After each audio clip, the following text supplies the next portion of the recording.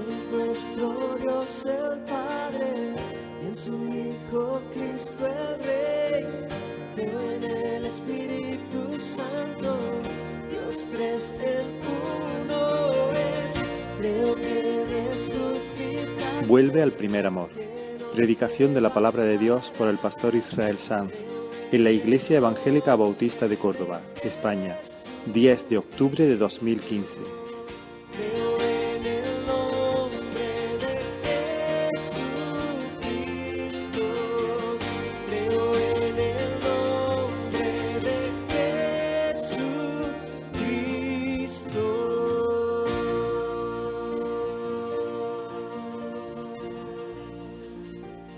Vamos a leer entonces la palabra del Señor. Apocalipsis capítulo 2, versículos del 1 al 7. Permitidme que ore una vez más. Señor, ponemos nuestros ojos en ti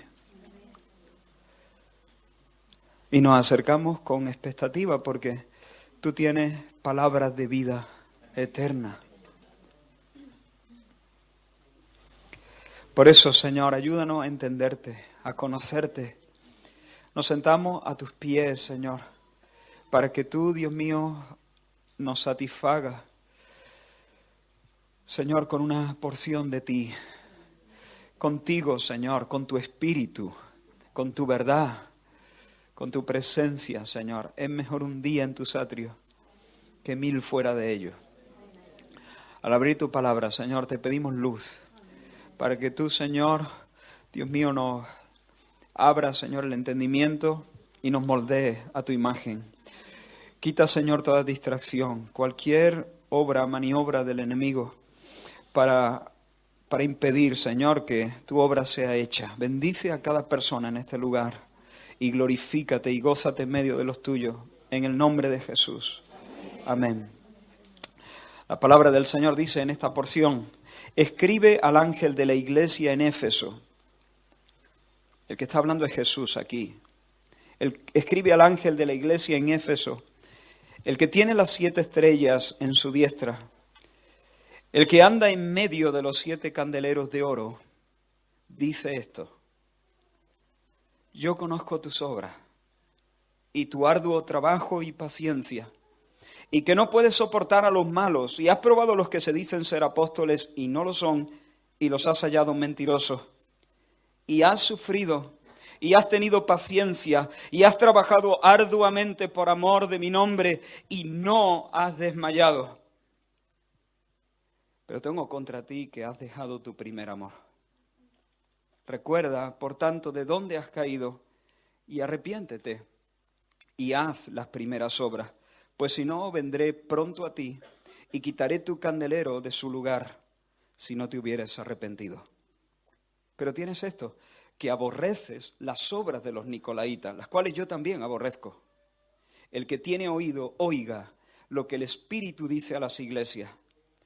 Al que venciere, le daré a comer del árbol de la vida, el cual está en medio del paraíso de Dios. Hasta aquí la lectura.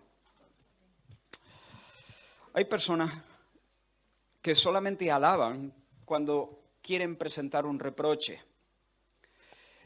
Quieren decir algo malo, quieren confrontar y entonces estratégicamente dicen algo bueno primero para preparar el terreno. Es una maniobra, es una forma de que abra un poco el corazón para luego darte la queja o el leñazo, depende. Así que esa alabanza es como una especie de preliminar, como una especie de preámbulo, pero en realidad, hasta que no llega el pero, no empieza el asunto de verdad. Hermanos, el Señor no es así.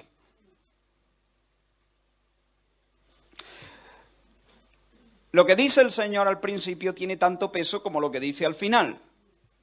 Todo lo que dice el Señor viene con el peso de su verdad y con el respaldo de su corazón. El Señor conoce dónde haces agua, pero el Señor también conoce cada movimiento que haces por Él. Y claro, el Señor tiene un reproche solemne para la iglesia en Éfeso, pero también tiene un bien hecho para la iglesia en Éfeso. También tiene una alabanza sincera. No es una maniobra para luego darte la queja.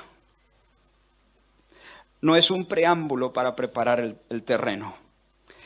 Y esta iglesia, que ha sido fundada por el apóstol Pablo hace ya varias décadas, es una iglesia que recibe una alabanza del Señor. Y déjame que recapitule toda esta alabanza en 4 puntos. En primer lugar, el Señor la alaba por su trabajo esforzado, trabajo arduo. En el versículo 2 dice, conozco tus obras y tu arduo trabajo. En el versículo 3 dice, has trabajado arduamente por amor de mi nombre. Hermanos, esta iglesia no es un club social. Esta iglesia no es un lugar de esparcimiento y de ocio, de entretenimiento. Nuestros hermanos no están viviendo cómodamente instalados en la morriña, en una eterna empanada, con la mirada perdida. Nuestros hermanos en Éfeso trabajan y trabajan duro. Nuestros hermanos saben lo que es fatigarse en la obra del Señor. Han madrugado muchas veces, se han ido tarde a dormir muchas veces, han salido de casas a deshoras, han tenido que hacer equilibrios casi imposibles para embutir en la agenda ya cargada una reunión del consejo, una vigilia de oración, una visita, la programación del próximo evento y un par de llamadas. Han puesto 1000 veces sobre el altar sus horas de descanso y sus derechos de mirar el techo un ratito después de la faena del día. Estos cristianos en Éfeso están curtidos en la brega. No son calientabancos, no son domingueros. Llevan el mono de trabajo puesto en medio de la casa del Señor. Están sudados. Algunos los miran y quizá piensan, se pasan esta gente, se están pasando, un poco fanáticos, un poco exagerados. Pero el Señor, que entiende de sudores, los mira y dice, ¡qué maravilla! ¡Qué maravilla!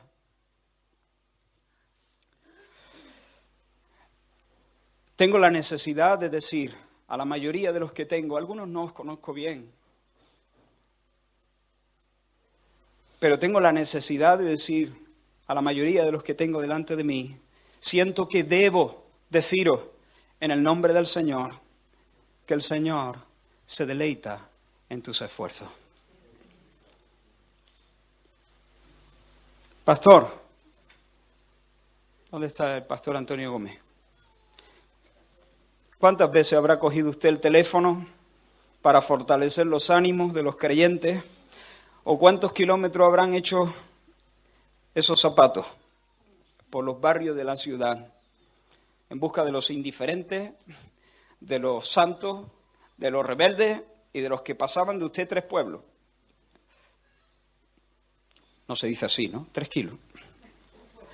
El Señor sabe ese dato.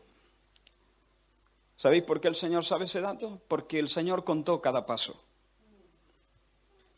Y no solo el Señor contó cada paso, el Señor celebró cada paso. Joaquín, tú predicas 3 veces. No sé cómo lo haces. 3 veces a la semana, digo. Ahora, una cosa es segura, no se puede predicar 3 veces a la semana sin doblar el lomo. Imposible. Y tú y Nicolás, cada vez que vais al Colea, el Señor lo celebra y lo recibe como una ofrenda. El Señor de la obra se alegra y recibe vuestro esfuerzo. Tengo la necesidad de decir, aquí en la iglesia en Córdoba hay un grupito de Green Beret que se reúnen cada martes en el local para orar. Y yo estoy seguro que más de uno, al salir de casa, lo que les pedía el cuerpo era quedarse en la casa. Pero te pusiste el abrigo, afirmaste tu rostro, encaraste la calle te plantaste una vez más en la iglesia y peleaste esa pelea. Eso sí, ibas pidiendo un poco más de fuerza al Señor mientras ibas rumbo a la iglesia. Delante de los ojos naturales, poca cosa, hermano, poca cosa. Delante de tu Dios y del mío, precioso y valioso. Hay otro grupito de grimberes que se plantan en el corazón de la ciudad cada miércoles. Pedro, el Señor recibe tu ofrenda. Ángela, ¿dónde está? En Palma del Río. Tan lejos de los tuyos, ¿no? ¿Dónde está, Ángela? Está lejos de tu familia, ¿no? Tus padres. Marcela, Esteban, Ruth. No puedo mencionaros a todos. Pero mientras preparaba este mensaje, os aseguro que muchas de vuestras caras se agolparon en mi cabeza. El Señor me dio algunas lágrimas que me ayudasen. Y hermanos, si mi corazón pequeño siente ese calor y esa intensidad y ese amor sincero, el corazón anchísimo de nuestro Señor arde emocionado cuando dice: conozco tu arduo trabajo.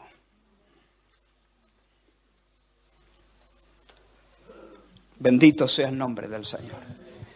Quiero decirte en el nombre del Señor, cada trabajo y cada esfuerzo y cada vez que te moviste por el Señor y para el Señor lo recibe como una ofrenda.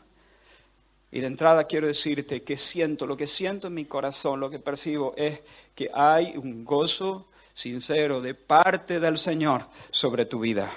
La segunda cosa es que el Señor alaba a esta iglesia por su perseverancia. Perseverancia. En el versículo 3, la primera parte dice: y has tenido paciencia. Esa palabra, paciencia, perseverancia, aguante. Y en la segunda parte dice: y no has desmayado. No solo trabajo esforzado, sino trabajo infatigable. Paciencia, aguante gozoso bajo presión. Perseverancia alegre en medio de la tempestad. Constancia en las duras y en las maduras. Cuando luce lo que hace y cuando nadie ve lo que hace. En el día del canto, en el día del luto, cuando estás tentado, cuando estás bajo presión, en la fuerza de la juventud y atestado de achaques. Querida iglesia, tengo la necesidad de comunicaros, de decirte de parte de tu Rey, que Él conoce tu paciencia. Tomaste el arado cuando no te fallaba la vista, ni el oído. Y ahora te falla la vista y te falla el oído, pero todavía no has soltado el arado. Te has hecho viejo y tienes a tus espaldas una gama muy amplia de experiencias. Has llorado de emoción y de alegría, pero también has llorado de tristeza y de rabia. Has sentido el consuelo entre los santos, pero también has sentido la traición en medio de la casa del Señor. A veces estuviste de acuerdo, a veces no estuviste de acuerdo, pero nunca soltaste el arado. Que el Señor te bendiga. Querido hermano, quiero que sepas que por no haber tirado la toalla, el cielo ríe de puro gozo. La tercera cosa, el Señor alaba a esta iglesia por su celo por la santidad y por su disciplina seria. El versículo 2 dice: no puedes soportar a los malos. No puedes soportar a los malos. Versículo 6 dice: aborrece la obra de los nicolaitas, las cuales yo también aborrezco. Esta iglesia no solo trabaja de manera incansable, infatigable, es decir, que no tira la toalla, sino que además es cuidadosa en su manera de conducirse. El Señor alaba a esta congregación por no permitir que sus miembros vivan como quieran. La Biblia nos llama a soportar a los débiles, pero no a soportar a los malos.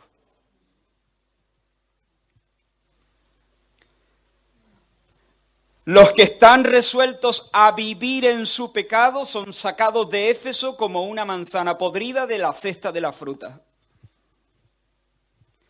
Y eso no era falta de misericordia, era celo por la santidad.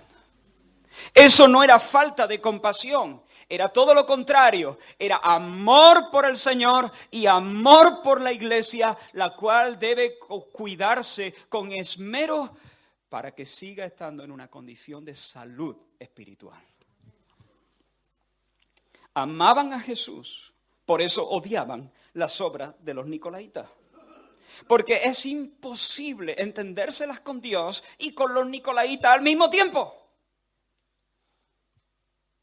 Hay iglesias, hermanos, de manga ancha, donde uno puede vivir más o menos como quiere sin ser molestado. Cada vez hay más iglesias tan blandas y tan cobardes como Elí, que no tuvo agallas de pararle los pies a sus hijos. Lo único que hizo fue llamarles la atención, medio en broma, medio en serio. Hay que ver lo que hacéis, chicos malos. Esos pastores y esos hermanos que llaman la atención y no se sabe si es una llamada de atención o si es una broma. Esa manera de llamar la atención, medio en broma, medio en serio. Elí no quiso problemas con sus hijos, por eso tuvo problemas con Dios. Hay iglesias que siempre sonríen a todos y sonríen a todos, son amables, son suaves, no tienen aristas. No quieren enredarse en ningún asunto, no quieren molestar a los que no quieren enmendarse. Hay un ejército de pastores calzonazos cuya primera preocupación es caer bien, no herir a nadie, no incomodar a nadie. Son educados, políticamente correctos, espiritualmente nulos. Pero la iglesia en Éfeso no era así. Los líderes en Éfeso no eran así. No estaban dispuestos a darle calorcito a los malos. Paciencia con los débiles. Paciencia, mucha paciencia con los débiles. Intolerancia con los malos.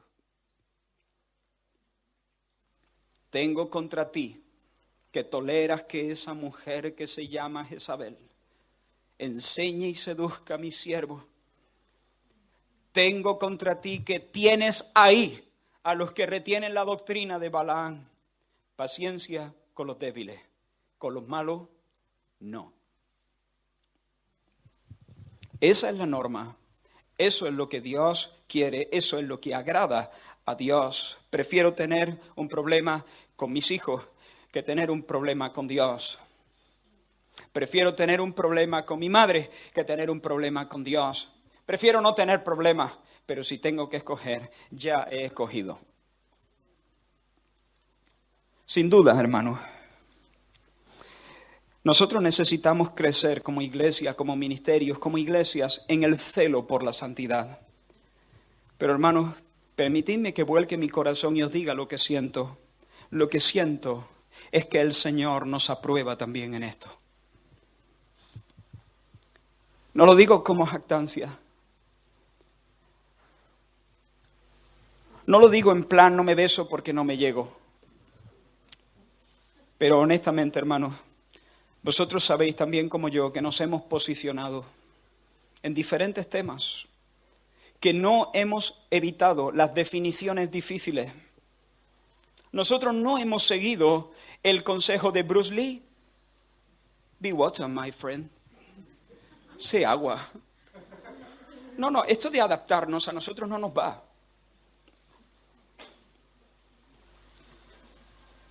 Nosotros somos como una piedra, como un cubito de hielo.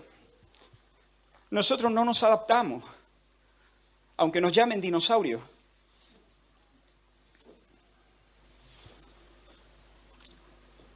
Hemos decidido no fluir como el agua con el mundo, sino permanecer anclados en la doctrina de los apóstoles y en la ética bíblica. Y que el Señor nos ayude.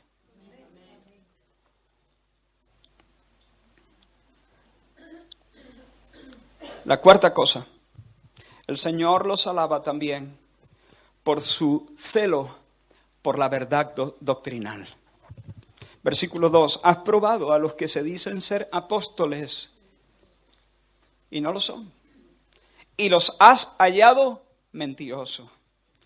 Cuando Pablo, camino de Jerusalén, hizo escala en Mileto, él quería ver por última vez, porque él sabía, en su corazón el Espíritu había puesto la convicción que era la última oportunidad para encontrarse con los ancianos, sus queridos hermanos de Éfeso. Pero no queriendo demorarse, porque quería celebrar la fiesta en Jerusalén, él hizo escala en Mileto y mandó a llamar a los ancianos para que se encontrasen con él en esa ciudad.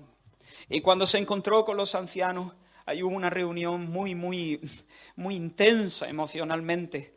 Él les dijo, entre otras cosas, que esa era la última vez que verían su rostro. Los hermanos lloraron, lo besaron, se abrazaron y él los encomendó a la gracia del Señor. Entre otras cosas, él les abrió su corazón de par en par, los animó, los confirmó y les pasó el relevo. Ahora os toca a vosotros.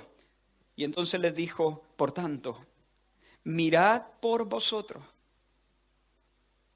la iglesia en Éfeso, y por todo el rebaño en que el Espíritu Santo os ha puesto por obispos, para apacentar la iglesia del Señor, la cual Él ganó por su propia sangre. Porque yo sé que después de mi partida entrarán en medio de vosotros lobos rapaces, que no perdonarán al rebaño. Y de vosotros mismos, de medio de vosotros se levantarán hombres que hablen cosas perversas para arrastrar tras sí a los discípulos. Por tanto, velad, vigilad, acordándoos que por 3 años, de noche y de día, no he cesado de amonestar con lágrimas a cada uno. Pablo les dijo,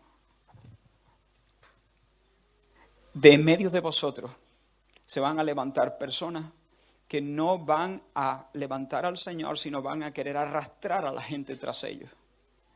Y van a venir gente de fuera que serán maestros del error y que tendrán celo por sí mismos y intentarán, si no veláis, van a meterle veneno a la iglesia. Velad, vigilad. Bueno, varias décadas después, el Señor Jesús le dice a los hermanos en Éfeso, habéis probado en el sentido de que habéis tenido que experimentar esta realidad. Han venido falsos maestros, falsos apóstoles.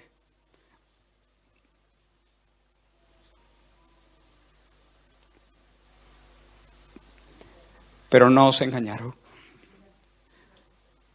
Estuvisteis atentos y los hallasteis mentirosos. Hermanos, es un triste espectáculo ver cómo una multitud de iglesias se comen con patatas las doctrinas más descabelladas y más venenosas. Los falsos maestros y los superapóstoles siempre trayendo novedades que ofrecer y nunca les falta audiencia. Yo no estoy interesado en nada nuevo, hermano. En nada nuevo. Si es nuevo, no es verdad.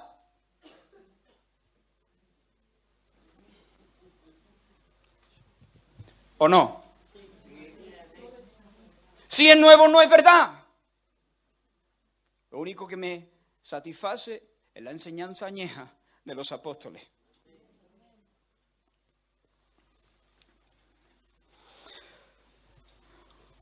Pero hoy en día, si alguien puede reunir una multitud con sus dones y hacerla vibrar, va a tener las puertas abiertas en un sinfín de iglesias, aunque diga mentiras, bobadas o perversidades.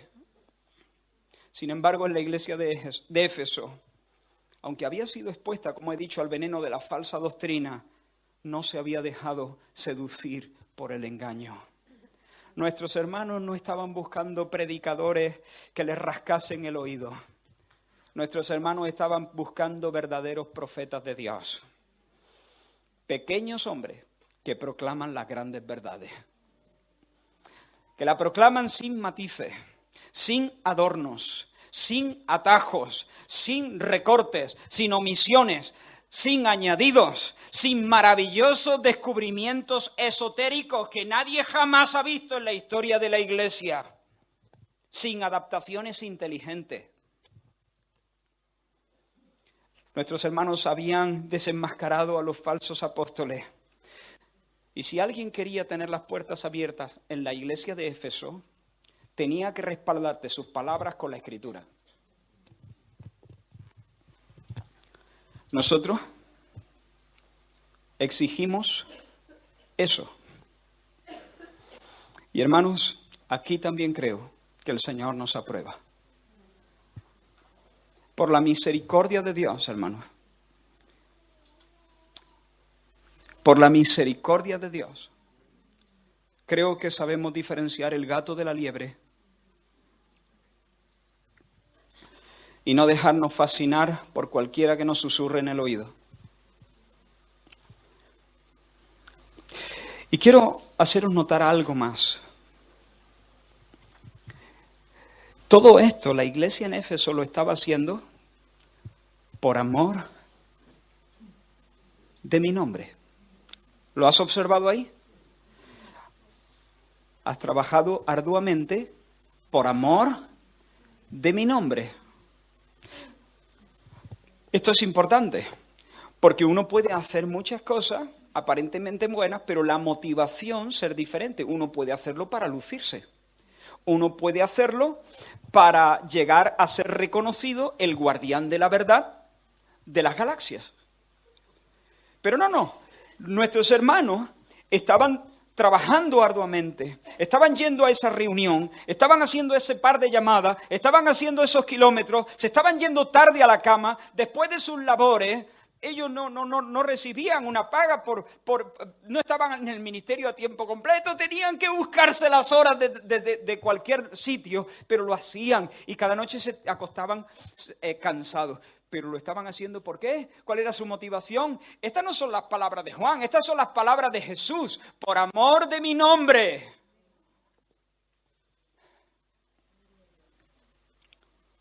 Pablo dijo, cuando escribió a los filipenses, que muchos predicaban por envidia y por contención, por hacerme la competencia. Porque querían fama, querían que sus nombres quedasen grabados en el mármol. Pero nuestros hermanos en Éfeso no están buscando eso.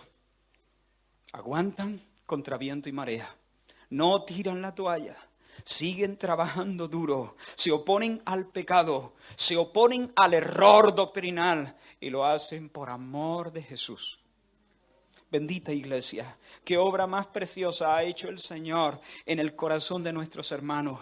Qué obra de verdad del Espíritu de Dios en medio de Éfeso. Hermanos, Dios ha hecho una obra preciosa en medio de nosotros. La ha hecho.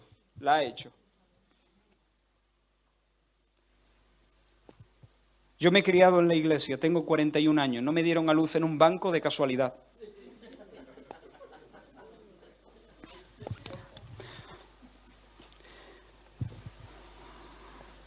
Y la iglesia que yo conozco es una manifestación preciosa de una obra sobrenatural y auténtica de Dios. No es perfecta. Nos queda mucho terreno por caminar, pero hay gente muy auténtica que trabaja, que se esfuerzan y que aman al Señor. Iglesia del Señor, el Señor se goza en ti. Recibe esta palabra del Señor. Recíbela. Conozco tu trabajo. Conozco tu arduo trabajo. Aquí está.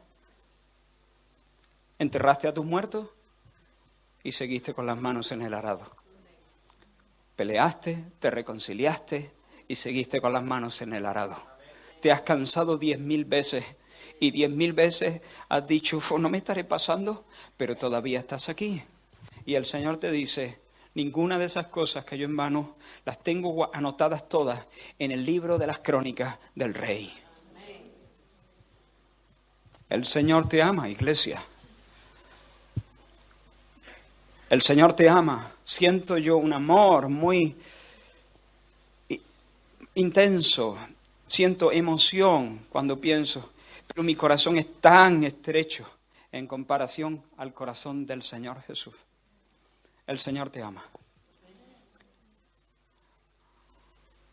Pero tengo contra ti que has dejado tu primer amor.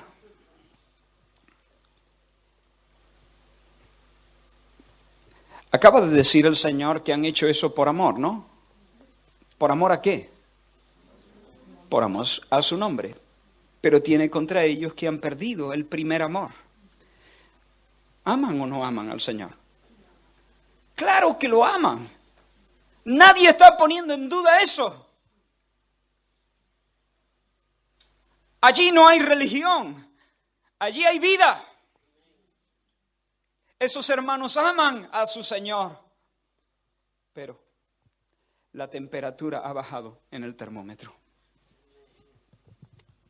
Es un amor fiel, pero sin chispa. Es un esfuerzo responsable, pero sin demasiada pasión. Es un testimonio irreprochable, pero sin mucha emoción. Sin la admiración propia del primer enamoramiento. La iglesia en Éfeso se ha vuelto como una esposa fiel, una esposa que sigue estando donde deben estar las esposas, que sigue haciendo lo que deben hacer las esposas. Ella está allí con su marido, siendo responsable, llevando adelante su cometido. Pero ha perdido el brillo en sus ojos. Todo está igual, pero todo es distinto. Está donde siempre, y sin embargo parece más lejana. En el ambiente de la casa se ha perdido espontaneidad, se ha perdido ilusión, se ha perdido chispa. Cada uno está haciendo lo que debe de hacer. El marido puntual, sale al trabajo, regresa a su hora, trae el dinero, se sientan a comer juntos, cumplen sus responsabilidades el uno para con el otro en todas las áreas. Pero hay un algo que ayer metía como una dinámica especial, como un brillo, una emoción, una espontaneidad, una ilusión, una pasión, un calor que ya no está. Aparentemente todo está igual, pero en la distancia corta hay mucha diferencia. ¿Recuerdas esa mujer, María, la hermana de Lázaro? Jesús estaba en casa de su amigo y María se acercó al Señor y se tiró a sus pies y quebró el vaso de alabastro y ungió los pies del Señor con ese perfume. ¿Sabe lo que pensó Judas? ¡Qué desperdicio! Esto se podía haber vendido por 300 denarios. ¿Tú sabes lo que son 300 denarios? Es prácticamente el sueldo de un año. ¿Cuánto ganas tú en un año? Es dinero, ¿eh? Y Judas pensó, esto se podía haber vendido por ese dinero. ¿Y cuántas cosas se pueden...? Bueno, él dijo, en realidad, pensó, más bien, y se podía haber entregado a los pobres. Pero el evangelista dice, eso lo dijo porque él era ladrón. Se llevaba parte de lo que caía en la bolsa. A Judas los pobres le importaban muy poco. Pero no nos centremos en Judas, centrémonos en María. ¿Qué tipo de locura se apodera de una persona para que tome una cosa tan preciosa y lo derrame para ungir los pies de alguien?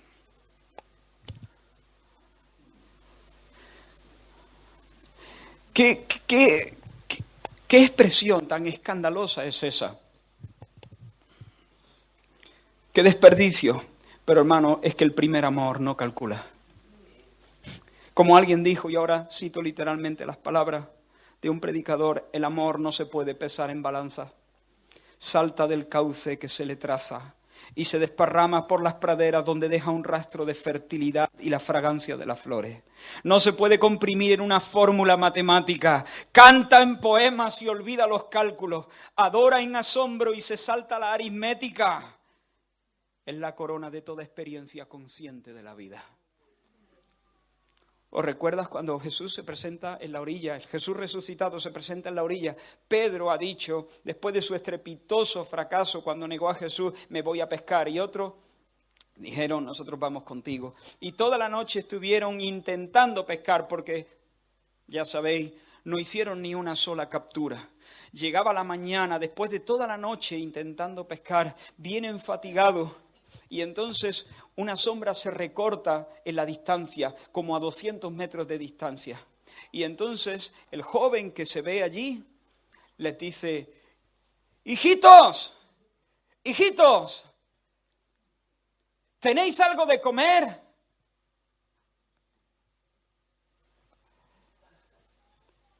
¡Echad la red a la derecha! Y ellos echaron la red a la derecha. Y entonces todos los peces del lago se metieron en la red. En esa, Juan, que era uno de los que estaban en la barca, dijo, es el Señor. ¿Sabes lo que hizo Pedro? Pedro se había desceñido de su ropa para estar más cómodo.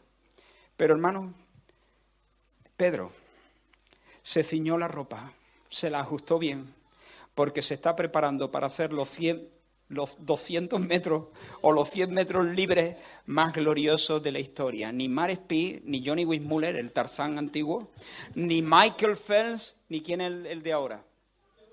¿Quién? Sí, bueno, el Bolt ese. Bueno, el Bolt nadando no es muy bueno, ¿eh? Pero yo siempre digo, si el cielo tiene baranda, yo me imagino a todos los ángeles asomado al balcón del cielo, flipando con aquello. Yo estoy seguro que el corazón del Señor en la orilla se aceleró. ¿Por qué? Porque mientras Pedro daba cada brazada, el tío se tiró de la barca. Te recuerdo que Pedro es un pescador. Los pescadores, si pescan, comen. ¿No hay peces? Tú cuando te vas a pescar para echar un ratito y tú echas la caña, que coges algo fenomenal, que no coges algo, bueno, has echado el día, te has comido el bocata, has hablado con el compañero y has pasado el rato. Un pescador va a pescar y necesita pescar para comer, si no hay peces no come. Cualquier otro hubiese dicho, ahí va, vamos a coger todos estos peces, me presento en la orilla y le digo, Señor, mira, vamos a hacer un contrato, vamos a media, tú te vienes un día conmigo, un día y me dices para dónde tiro la red. La mitad de mi ganancia es para ti. Pero ¿sabes qué? Pedro, cuando Juan dice, es el Señor, Pedro se ciñe la ropa porque él no quiere que la ropa esté suelta porque ahora va a nadar, pero va a nadar de verdad. Yo me lo estoy imaginando, ¿no? Con la música de carros de fuego. Con cada brazada ese hombre, con cada brazada, está diciendo, a mí los peces no me importan, a mí la barca no me importa. Y si se hubiesen tirado todos de la barca, y la barca se hubiese perdido y las olas la hubiesen alejado de ellos, y se hubiese perdido la pesca, y se pierde el negocio, y se pierden los amigos, a Pedro le da igual. Pedro, si ese es el Señor, él quiere al Señor. Va a llegar mojado, pero va a llegar lo más rápido que pueda. Él es el Señor. ¿Qué clase de locura se apodera de un hombre para que pierda toda sensatez? ¿Por qué no tienes remos, Pedro? ¿Y yo? ¿Va a tardar 2 minutos más? ¡2 minutos! ¡2 minutos más! No, piénsalo, hermano, piénsalo. 2 minutos más. Remando. 2 minutos, Pedro. Te tienes que tirar de cabeza al agua, tienes que nadar, tienes que llegar empapado. Y te van a ver y van a decir, ¿qué le ha pasado a ese loco? ¡Qué ridículo! Van a hacer canciones de ti en el pueblo. Hermano, el primer amor no calcula. El primer amor no se para a pensar si van a hacer, qué van a pensar qué va a pasar con los peces, qué van a pensar si alguien más me ve. El primer amor no piensa esas cosas. El primer amor se ciñe la ropa y nada rápido hacia Jesús. El primer amor quiebra el vaso de alabastro.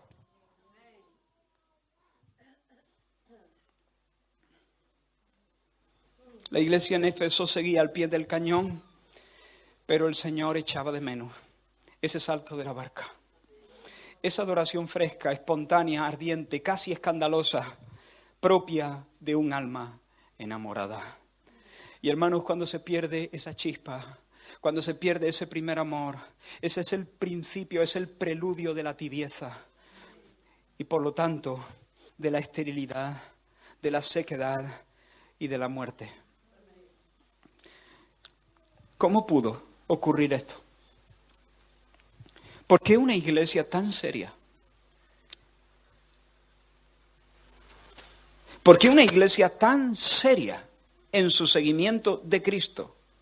¿O te parece a ti una iglesia liviana esta? Si tú y yo hubiésemos ido a la iglesia en Éfeso, hubiésemos dicho que jamás habíamos estado en una iglesia igual.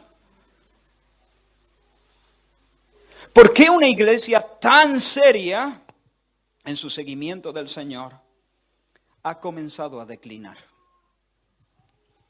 Hermanos, lo que venimos hablando durante todo el fin de semana, otros amores, otros intereses, otras cosas de repente atraen la atención de los creyentes, inclinan el corazón hacia otros afectos.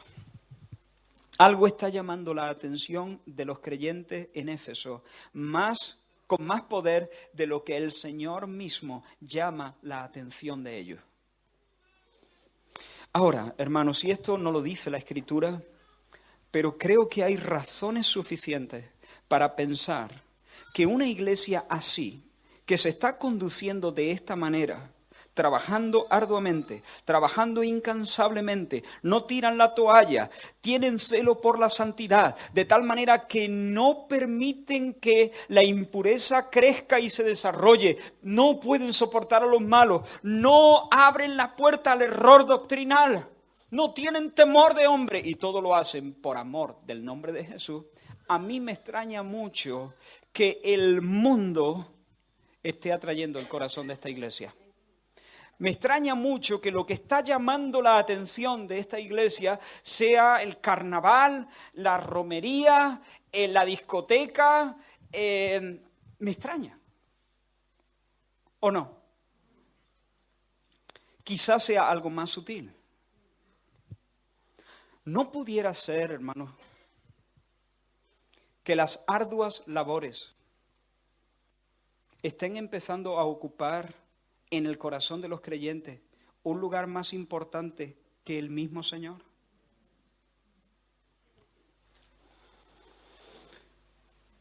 ¿No pudiera ser que la defensa de la verdad se convierta en algo más importante que el esposo? ¿No pudiera ser que la obra del Señor haya desplazado del primer lugar al Señor de la obra? Hermanos, cuando yo me deleito más en hablar de planes ministeriales que del Cristo glorioso, he perdido mi primer amor. Cuando yo estoy en una reunión de pastores, digamos, y podemos hablar con más pasión de nuestros planes ministeriales que del Señor, nuestro Dios, hemos perdido el primer amor. Cuando yo prefiero un día repleto de reuniones antes que un tiempo a solas con Cristo para derramar el alma en oración, he perdido el primer amor. Cuando empiezo a pensar que el salmista exageró al decir es mejor un día en tus atrios que 1000 fuera de ellos, he perdido definitivamente el primer amor. Puede que siga trabajando como siempre. Puede que siga ensanchándose mi conocimiento doctrinal. Puede que siga ensanchándose mi experiencia cristiana, pero estoy declinando. Me estoy marchitando, sea que los demás lo noten o no. Dios ya no es la alegría de mi vida.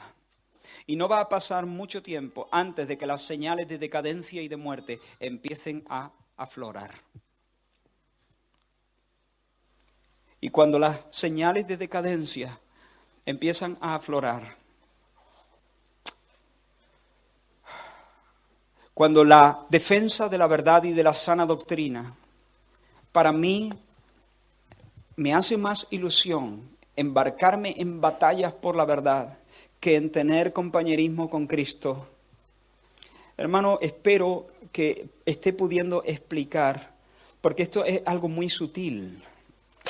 La línea es muy fina, porque el amor a Cristo te lleva muchas veces a tener que luchar por la verdad, pero hay veces donde de alguna manera la sana doctrina yo la tomo como algo que me define y me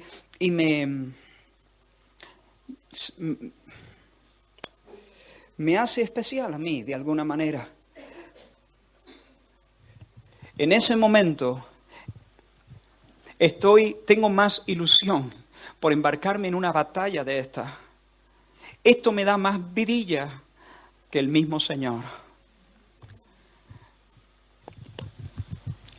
Muchas veces, dijo un predicador, cuando encuentro personas que luchan con ardor contra lo que ellos llaman doctrinas heterodoxas o falsas, y el lenguaje duro atacan la falsa doctrina, siento más miedo por los hombres que atacan que por los atacados. Hay una ira contra la impureza que es impura. Hay un celo por la ortodoxia que es heterodoxo. Hay un espíritu que lucha por la fe que se halla en conflicto con la fe. Si los hombres han perdido su primer amor, harán más daño que beneficio cuando defienden la fe. Detrás de la denuncia del pecado siempre tiene que haber la ternura del primer amor, si la denuncia no ha de transformarse en daño debido a la amargura.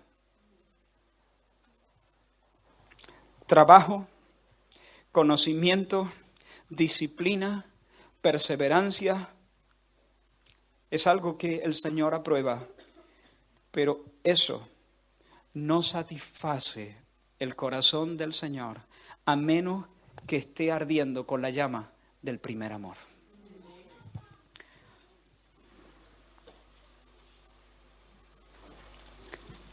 Por tanto, el consejo del Señor es, vuelve al primer amor, vuelve.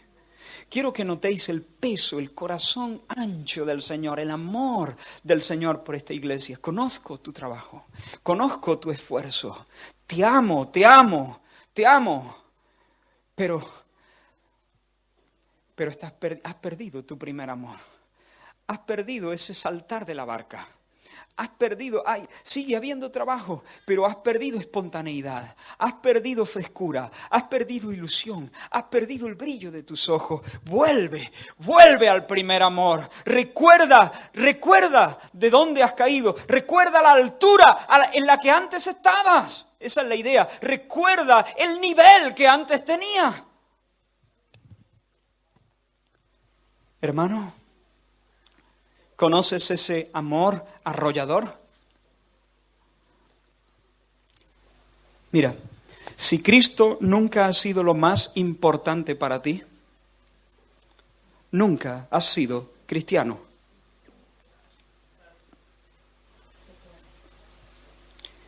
Esta es matemática que no falla. Si Cristo nunca ha sido lo más importante para ti, nunca has sido cristiano. Si nunca has sido cristiano, quiero decirte que el Señor está aquí y Él te invita a venir a Él y a decirle, Señor, sálvame, enséñame la experiencia de tener en mi pecho un amor arrollador por ti y que tú seas el tesoro de mi vida, para que no descubra en el momento de la muerte que no he vivido.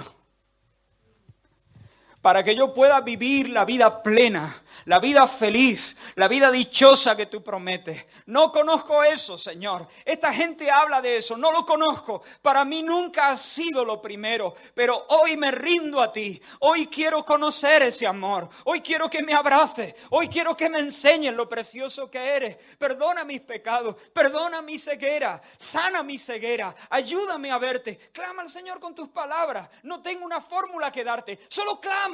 El Señor te escuchará y te salvará.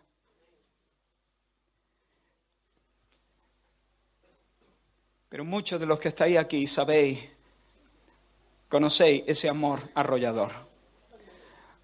Muchos de los que están aquí han saltado de la barca, y no una vez, sino varias veces.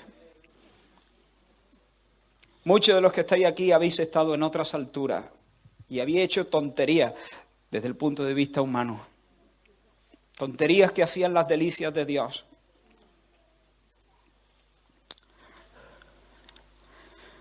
¿Te acuerdas, hermano, cuando venías dando saltito a la reunión? ¿Te acuerdas, hermano, cuando dabas a mano llena? Mano llena.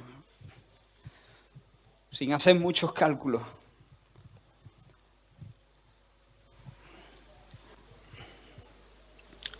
El Señor les dice, recuerda del nivel del que has caído. Recuerda la altura que tomaste. Recuerda la altura del vuelo que llevabas. Y arrepiéntete. Y el arrepentimiento implica un lamento sincero por la situación. Me entristezco porque he bajado el nivel, me entristezco porque ya no vuelo tan alto, me entristezco porque hago más cuentas, hago más aritmética humana, calculo más el esfuerzo, porque ya no tengo el brío ni la ilusión primera. Y Señor, me lamento además por pensar que eso es una cosa de los jóvenes. 80 años tenía Caleb. Pero el arrepentimiento es mucho más que un lamento, es un cambio de mente, es un cambio de actitud, es un cambio de vida, es un nuevo comienzo, haciendo las primeras obras. Arrepiéntete y haz las primeras obras. Bueno, ¿y qué obra hay que hacer? Parece que de obra no está falta la iglesia, ¿no te parece? Ya, pero son las primeras. Es que son otras obras diferentes, no son las mismas, pero de otra calidad. No son otras obras. Es celo por la verdad, es celo por la santidad, es trabajo arduo, es la reunión del consejo, es el par de llamadas, son esos kilómetros, pero de otra calidad. ¿Por qué? Porque emanan de una relación íntima, emocionante, apasionada, fresca y espontánea con el Señor Jesús. Y vamos a ir llegando al final. Hay un texto que me encanta en el Cantar de los Cantares. Cantar de los Cantares habla en principio de un enamorado y una enamorada. No está hablando directamente en un principio de Cristo y de la iglesia, pero es muy fácil conectar porque realmente el amor matrimonial está diseñado para expresar lo que es el amor entre Cristo y su iglesia. Por lo tanto, tomar el Cantar de los Cantares y aplicarlo a Cristo y la iglesia, para mí, es perfectamente legítimo. Y la enamorada, mirad qué palabra, no hace falta que lo busquéis. La enamorada dice estas palabras: levántate, Aquilón, y ven, austro, son vientos, nombres de un viento. Levántate, Aquilón, y ven, austro, soplad en mi huerto, despréndanse sus aromas. Venga mi amado a su huerto y coma de su dulce fruta. Yo vine a mi huerto, oh hermana, ¿Ahora quién habla? El amado. Yo vine a mi huerto, oh hermana, esposa mía. He recogido mi mirra y mis aromas. He comido mi panal y mi miel. Mi vino y mi leche he bebido. Y ahora hay otra estrofa. Comed, amigos. ¿Ahora quién habla? Comed, amigos, bebed en abundancia, oh amados. Ahora hablan algunos que están asistiendo a ese banquete, ¿no? Primero habla la amada y dice: soplad, austro, ven, austro, Aquilón, soplad en mi huerto, que ven y que se desprendan los aromas. Que venga mi amado a su huerto y coma de su dulce fruta. El amado responde: yo vine a mi huerto, he comido de la fruta, he tomado de los aromas. Y ahora hay algunos que están fuera. A ellos no les es permitido entrar en ese tálamo, pero desde la distancia dicen: comed, amados, bebed en abundancia. Ahora, hermanos, ¿cuál es el mayor disfrute de la esposa? ¿Cuál es la mayor realización de la esposa? ¿Qué es lo que pide la amada? ¿Qué es lo que más satisfará el corazón de la amada? Cuando tú ves este texto, ¿dónde halla la amada su mayor placer? En el hecho de que su amado venga a ella y se sacie.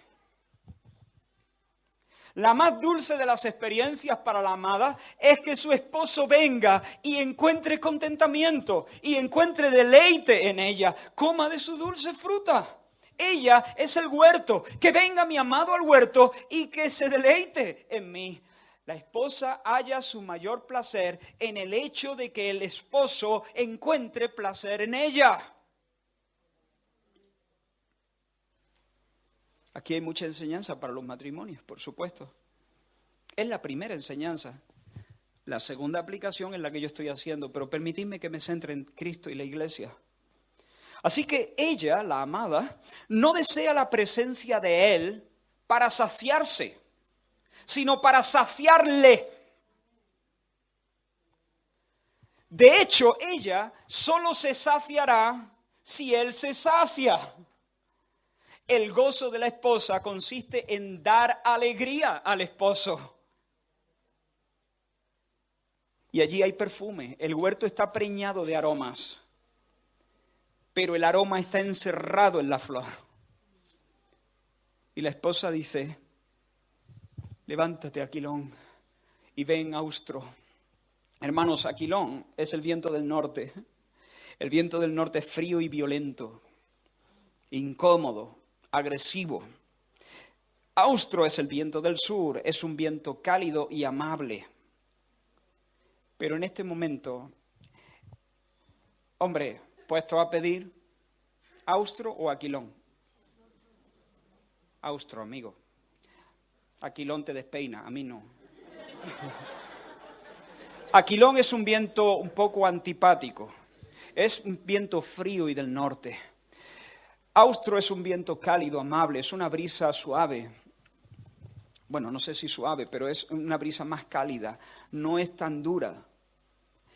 Puestos a pedir, austro. Pero es que aquí la esposa no está por la... Mira, Aquilón o austro, me da igual. La cosa es que venga el viento y sople en mi huerto.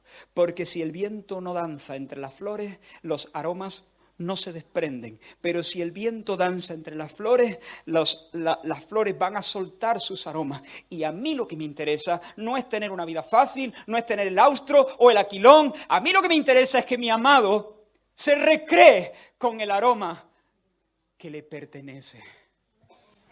Así que venid, aquilón, austro, el que sea, pero que soplen en mi huerto, para que se desprendan los aromas y se deleite mi amado. Ese es el amor primero. Ese es el amor primero. A mí lo que me interesa es que mi amado tenga placer en mí. Iglesia del Señor, ¿por qué no le pedimos al viento que sople? ¿Por qué no le pedimos al Padre? Llénanos de tu Espíritu Santo. Ven, Espíritu Santo. El Espíritu Santo a veces es como una brisa suave y cálida. Pero a veces el Espíritu Santo no es como una brisa suave y cálida. A veces el Espíritu Santo viene como aquilón. Pero si el Espíritu Santo no viene, Iglesia del Señor está llena de dones. llenas de dones, llenas de bendiciones. Has sido bendecida por Dios. Las marcas de Dios están en ti. El sello del Espíritu Santo está en ti. Estás llena. Eres un lugar de milagro. Eres un lugar terrible, como dijo Jacob de la casa de Dios. Este es un lugar terrible. Iglesia del Señor, eres un lugar terrible. Eres un lugar lleno de gracia. Eres un lugar lleno de aromas. Pero necesita el soplo del Espíritu Santo para que se desprendan los aromas y el Señor tenga contentamiento en su esposa. Necesitamos el soplo del Omnipotente para que haya una explosión de fragancia y el Cristo de Dios halle placer en su pueblo. Eso es lo que tenemos que pedir. Señor, necesito volver a ese vuelo alto, necesito volver a esa locura, entre comillas. Quiero volver al primer amor. Quiero volver al primer amor. Sopla sobre mi vida. Sopla como quieras. Trátame amablemente, trátame duramente, pero trátame para que se desprendan de mi vida los aromas. Hermanos, si no te arrepientes, dice el Señor a Éfeso, quitaré el candelero de su lugar.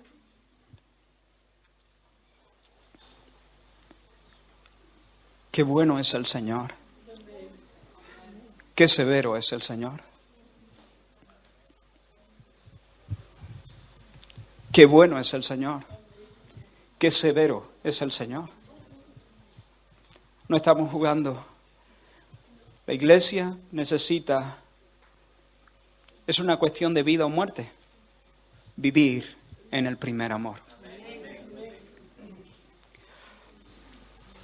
Al que venciere. Aquí es donde ya, al que venciere, le daré a comer del árbol de la vida, el cual está en medio del paraíso de Dios. ¿Recordáis? Antes os hablé del coro de esta canción. La esposa habla, el esposo habla y después habla un coro. Un coro de gente que está viendo lo que está pasando y ese encuentro entre la esposa y el esposo, y ellos entonces ven lo que está sucediendo y entonces dicen: comed, amados, bebed en abundancia, oh amados. Quiero que notéis una cosa. ¿Qué quería la esposa? Que su amado viniera y comiera. Pero ahora, ¿quién está comiendo? Los dos. Está comiendo el amado y está comiendo la amada, ¿sí o no? El coro dice: comed, amados, bebed en abundancia. Él y ella y él. El coro les insta a los dos a disfrutarse, a encontrar el mayor placer en la entrega mutua. Así que ya no solo es el esposo el que come la crema del huerto, también la esposa come y bebe en abundancia. Al entregarse, recibió. Al dar, no se quedó con menos, sino que obtuvo. La esposa se dispuso para dar deleite y encontró deleite. Al buscar la dicha de su amado, halló su propia felicidad. Halló el mayor de los deleites cuando se olvidó de buscarlo. ¿Por qué? Porque su marido también es un huerto pletórico en aromas y en fruta. Dios no es un tirano egocéntrico. Dios no es un tirano egocéntrico. Cuando Él te dice, dámelo todo, lo que quiere es hartarte con todo.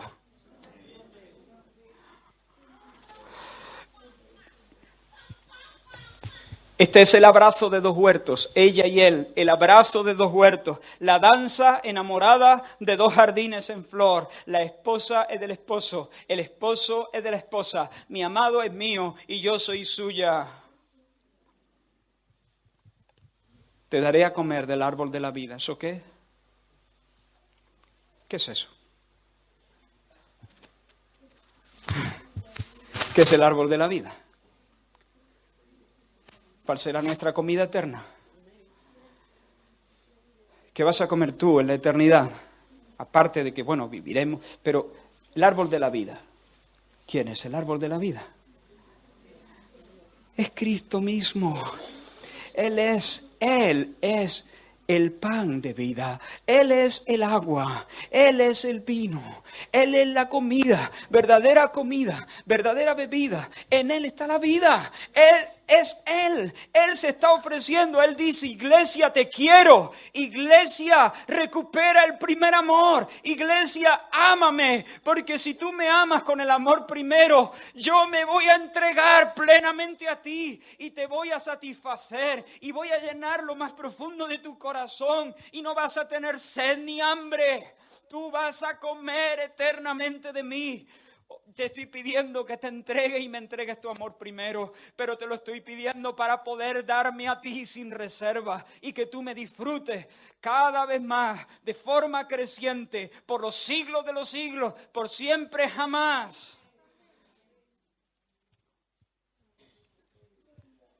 ¿Has experimentado ese amor primero? Si no has experimentado ese amor primero, yo no quisiera que salieses de este sitio sin decir: Señor, enséñame la experiencia cristiana. Porque la experiencia cristiana no es asumir un credo. La experiencia cristiana no es apuntarse a una iglesia. La experiencia cristiana es que se te meta en el pecho un amor arrollador por Cristo. Y Cristo viene a ser tu Señor, tu Salvador, tu amigo, tu tesoro, tu canción, tu delicia, tu escondite.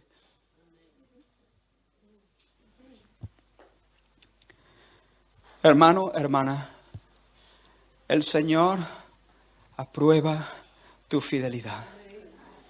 Iglesia del Señor, el Señor aprueba tu trabajo.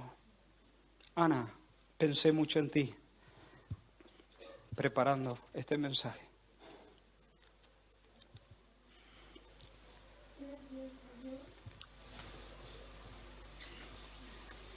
Pero el Señor te dice: es la voz de mi amado que viene brincando. Levántate, amiga mía, hermosa mía, y ven. Porque en nuestro país se ha oído la voz de la tórtola. Se ha mudado el invierno, la lluvia se fue. Es tiempo de primavera. Si tú reconoces que has perdido el primer amor, hermanos, yo debo confesar que en estos días pasados he estado releyendo algunos de mis diarios y yo me dije a mí mismo: tengo que volver a estas alturas. Había un brillo, había una pasión, había una locura. Un día sí, el otro también, saltaba de mi barca. Y el Señor te llama en el susurro de manera amable. No es una riña, es una invitación para ti.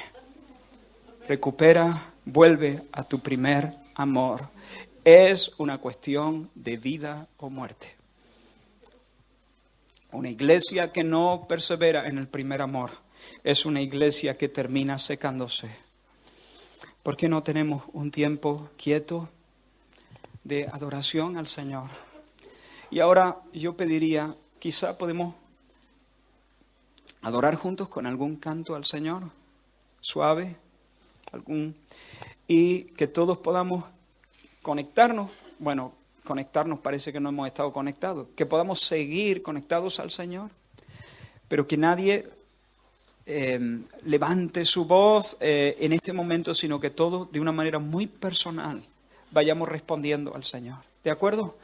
Si tú quieres quedarte sentado, bien. Si quieres ponerte de pie, fenomenal. Si quieres arrodillarte, bien. Si sientes la necesidad de después de responder al Señor por ti mismo, acercarte a algún hermano, eso sí, asegúrate que no está en un momento muy íntimo con el Señor. No le vayas a cortar ese momento. Pero si sientes la necesidad de orar con alguien, y decir, hermano, ¿por qué no oramos juntos para que el Señor sople con su espíritu sobre este huerto? Muévete con libertad. Pero hermanos, el Señor está, quiero repetirlo, aunque me haga pesado, el corazón del Señor está agradado. Hay un amor muy especial del Señor por ti. Y hay una invitación muy amable del Señor para ti. ¿Cuántos reconocen que necesitan volver a volar en otras alturas? Vamos a responder al Señor.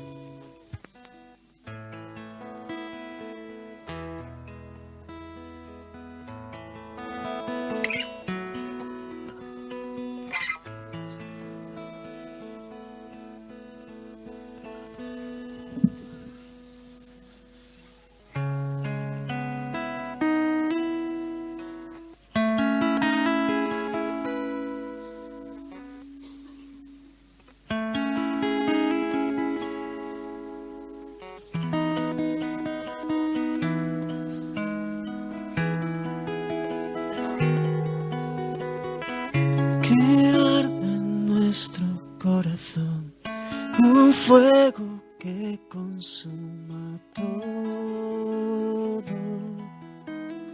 por ti,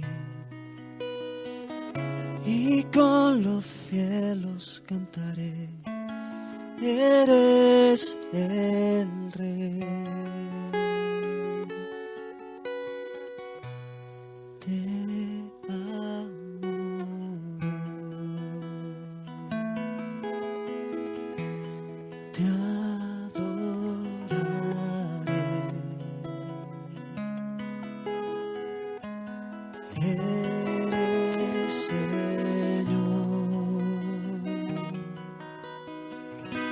Solo tú eres fiel.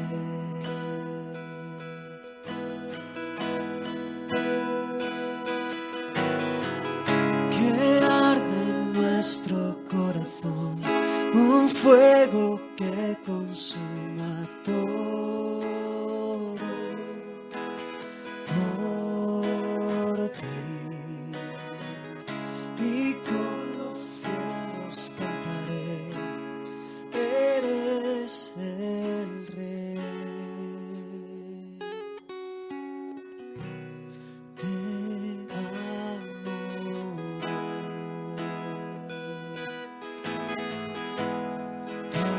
adoraré.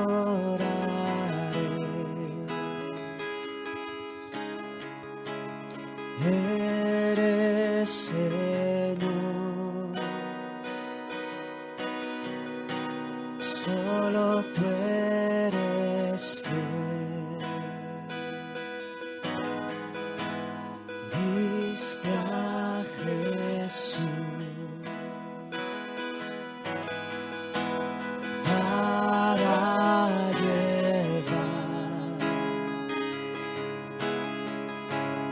por mí la cruz,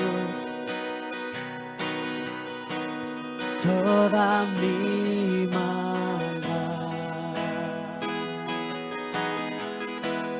Te amo,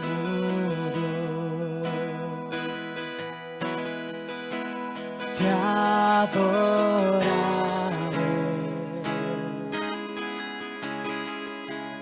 Tu amor restauró mi esperanza y fe. Mi vida doy para honrar tu amor, Señor, Rey Santo.